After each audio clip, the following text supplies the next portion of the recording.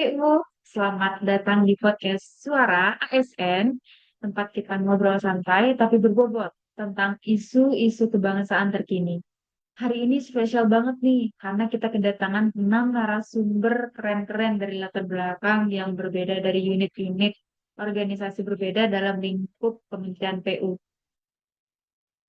Untuk membahas tema hari ini yaitu tantangan kebangsaan masa kini. Kita kenalan dulu yuk dengan semuanya. Halo semua. Halo. Halo. Halo. Kita kenalan dulu singkat dulu nih satu-satu yang kita mulai dari Kak Gebi. Hai, perkenalkan aku Gebi dari BP2JK Kalimantan Barat. Salam kenal semua. Halo, aku Gerhana dari BP2JK Kalimantan Barat. Halo, saya Giovanni dari BBS Kalimantan 2. Halo semuanya, nama aku Acel, aku dari BWS Kalimantan 2. Halo semuanya, nama saya Greg, saya dari BPBPK Kaltim. Halo, aku Bella dari Balai Teknik Rawa. Hai semuanya, dengan saya host hari ini Gustiana dari BPBPK Kalimantan Timur. Yuk kita langsung aja bahas topik kita hari ini. Jadi menurut kalian apa sih tantangan kebangsaan masa kini? Wah, banyak banget sih tantangan kebangsaan masa kini, mulai dari maraknya korupsi, kesenjangan sosial dan infrastruktur, sampai yang cukup bikin heboh itu kebocoran data EKTP yang jadi sorotan banget. Wah, betul tuh Kak Acel. Ngomong-ngomong soal kebocoran data EKTP nih, 1 tahun terakhir ini kan heboh banget tuh bahas mengenai kebocoran data EKTP. Mana udah pernah terjadi juga kan. Sebelum kita bahas lebih dalam, sebenarnya apa sih EKTP itu dan kenapa penting banget di kehidupan kita? Yuk kita bedah bareng. Iya, benar sekali Mbak. Jadi EKTP atau KTP, kartu tanda penduduk itu adalah identitas resmi yang kita semua miliki kan, warga Indonesia yang berusia 17 tahun ke atas. Jadi itu mempunyai data-data yang benar-benar private, yaitu biometrik, sidik jari, atau rekaman retina. Seperti itu. Lebih jelasnya, mungkin program IKTP ini diluncurkan oleh Kementerian Dalam Negeri Republik Indonesia. Dimulai dari tahun 2009 dengan ditunjuknya 4 kota sebagai proyek percontohan nasional. Adapun keempat kota tersebut adalah Padang, Makassar, Yogyakarta, dan Denpasar. Sedangkan kabupaten atau kota lainnya secara resmi diluncurkan Kementerian Dalam Negeri pada bulan Februari 2011. Nah, menurut Direktur Jenderal Kependudukan dan Pencatatan Sipil Kementerian Dalam Negeri, Teguh Teguh Setiabudi, per tahun 2024, sebanyak 200 juta jiwa atau 97,19% masyarakat Indonesia telah melakukan perekaman kartu tanda penduduk elektronik. Nah, selain sebagai tanda pengenal atau identitas resmi, EKTP juga dipakai untuk akses ke berbagai layanan seperti perbankan, BPJS, pemilu, bahkan urusan hukum. Jadi ketika data EKTP bocor, itu ibarat buku identitas negara terbuka lebar ke publik tanpa izin. Jadi coba bayangin seberapa banyak data rakyat Indonesia yang bisa disalahgunakan. Dengan jumlah penduduk lebih dari 270 jiwa, dampaknya bisa sangat masif sih.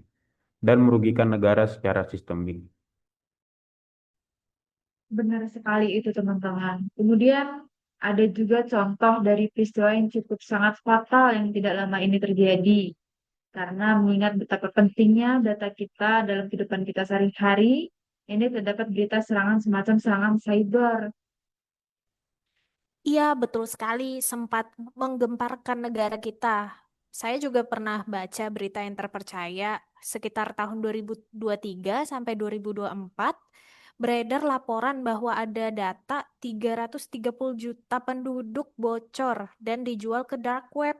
Padahal total penduduk Indonesia saja sekitar 275 juta. Jadi bisa jadi datanya tumpang tindih atau ditambah data fiktif. Penjual di forum mengklaim punya data NIK, nama lengkap, nomor kakak, alamat, agama, bahkan foto. Memang ternyata semua hal itu sangat disayangkan ya teman-teman ya. Karena data tersebut pasti berasal juga dari lembaga yang kita percayai, yaitu Sistem Direktorat Jenderal Dukcapil Kemendagri. Namun, tanggapan pemerintah mengatakan Kemendagri sendiri sempat membantah adanya kebocoran. Mereka menyebut bahwa sistem mereka itu aman. Walaupun begitu, seharusnya sebagai instansi kita juga harus transparan. Namun, untuk lembaga keamanan cyber mengungkap bahwa ada celah keamanan serius dan tidak akan ada enkripsi dasar standar dalam beberapa sistem. Pada dasarnya, keamanan sistem penyimpanan data masih sangat rentan dan mudah diretas tanpa sepengetahuan. Wah, banyak banget berarti data kita yang bocor dalam berita ini. Sudah menjadi isu hangat sampai sekarang.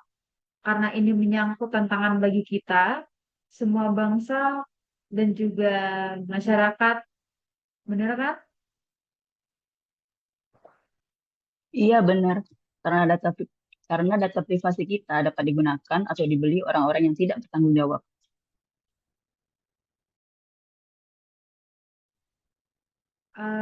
Ada yang tahu nggak kenapa kebocoran iktp ini bisa menjadi tantangan atau hal-hal struggle yang bangsa kita saat ini alami? Nah, ini bagian pentingnya. Menurut saya, ini menyangkut tentang kedaulatan digital. Negara kita sudah masuk era transformasi digital, tapi sayangnya keamanan datanya belum setara. Jika data identitas kita bisa bocor, apa itu artinya kedaulatan? Dengan adanya kebocoran data, menurunkan kepercayaan masyarakat pada negara. Orang bisa ragu membuat akun layanan publik, takut data disalahgunakan, hingga enggan daftar BPJS, pemilu, atau aplikasi pemerintah. Betul, dan pada akhirnya tragedi ini juga membuka ruang kejahatan lintas negara. Data kita bisa dipakai untuk pinjaman online ilegal, pembobolan rekening, hingga manipulasi pemilu. Isu ini bukan lagi soal server bocor, tapi soal bagaimana kita sebagai bangsa menjaga martabat dan kepercayaan warga.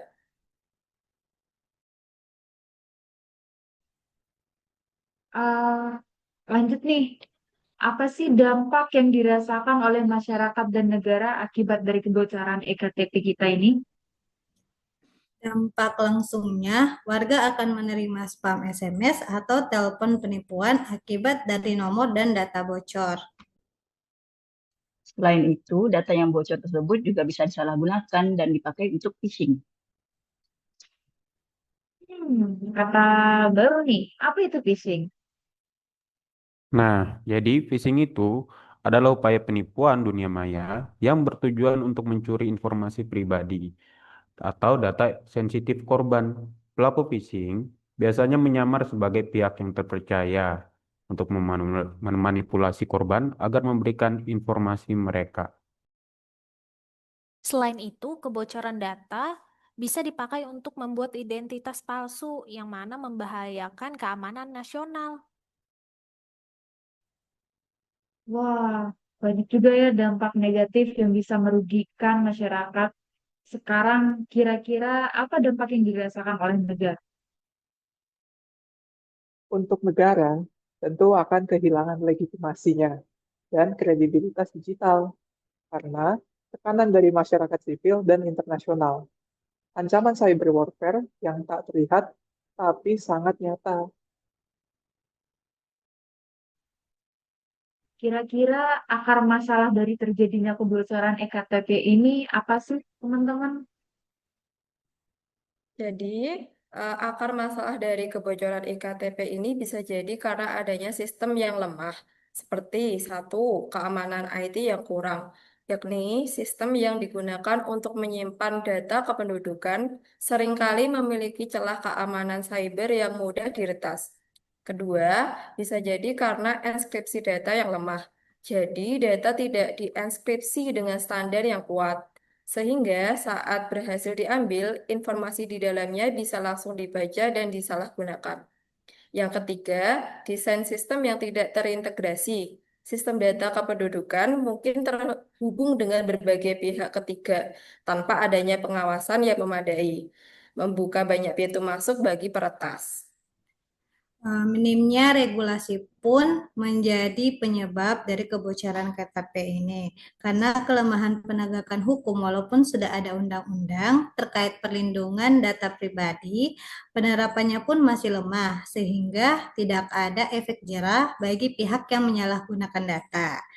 Tidak adanya audit keamanan rutin, tidak ada audit keamanan cyber yang ketat dan transparan secara berkala yang seharusnya bisa mendeteksi dan memperbaiki kelemahan sejak dini.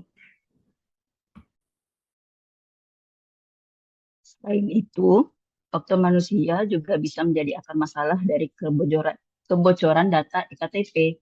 Antara lain, kelalaian pihak internal, data bisa bocor akibat kelalaian atau bahkan tindakan oknum di dalam instansi terkait yang tidak bertanggung jawab. Lalu, rendahnya kesadaran masyarakat. Kurangnya literasi digital membuat masyarakat seringkali ceroboh dalam membagikan data pribadi mereka kepada pihak yang tidak dipercaya.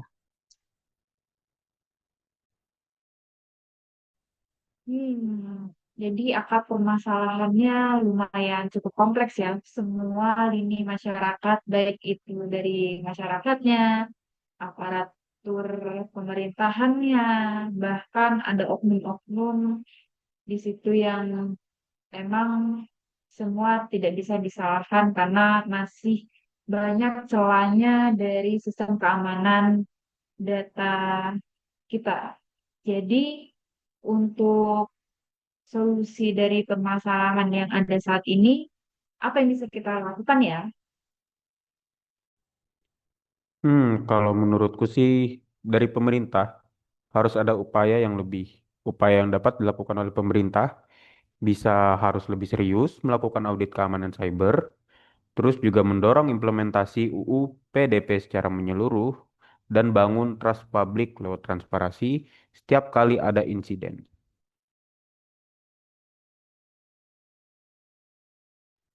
Itu tadi yang dijelaskan sama Bang Kipan dari sektor pemerintah. Kalau untuk masyarakat sendiri, upaya apa yang bisa dilakukan untuk melindungi data diri pribadi mereka masing-masing? Kira-kira gimana ya? Kalau kita sebagai masyarakat itu ada beberapa yang bisa dilakukan. Yang pertama, jangan sembarangan bagikan NIK, KK, ataupun KTP ke platform digital. Lalu yang kedua, gunakan password yang kuat dan mengaktifkan verifikasi 2 langkah. Terus yang ketiga, dorong edukasi digital sejak dini. Dan yang terakhir, aktif bersuara di ruang publik agar isu ini tidak hilang begitu saja. Wah, keren Bang Gifan, Kak Acel, atas saran-saran upaya-upaya yang bisa kita terapkan dalam kehidupan kita sehari-hari. Jadi, refleksi kebangsaan yang muncul dalam kasus ini adalah bangsa kita hari ini bukan cuma soal batas wilayah masalahannya, tapi soal siapa yang berdaulat atas data rakyatnya. Jadi, itulah pembahasan kita hari ini ya, teman-teman. Kita sedang berada di persimpangan antara digitalisasi dan kedaulatan.